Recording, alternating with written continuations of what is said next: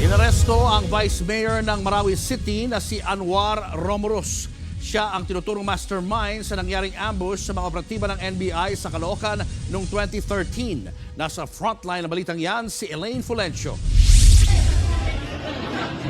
Bit-bit 2013 pa. Hindi pa siya nga vice mayor noon. ang warrant of arrest.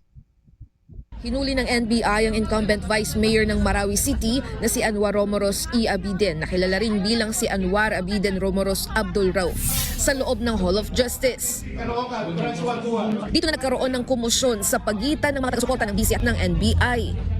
Mula Marawi, agad ibinahipamilya si Anwar. Ayon sa NBI, siya umanong itinuturong mastermind sa nangyaring armed encounter noong 2013 sa Caloocan City.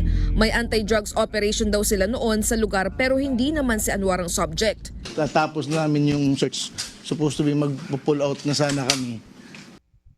2013 pa yung nito na trace sa NBI na siya yung mastermind sa pag-ambush. So, nung paalis na kami, sir, inambush kami ng 3 grupo.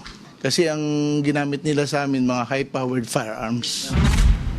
Dagdag pa ng NBI, nagpalit daw ng spelling ng pangalan ng BC at nagdagdag pa ng apelyido.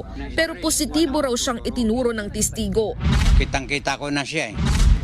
May outstanding warrant of arrest sa Caloocan RTC branch sa mga kasong murder at frustrated murder si Anwar. Tumanggi namang Anwar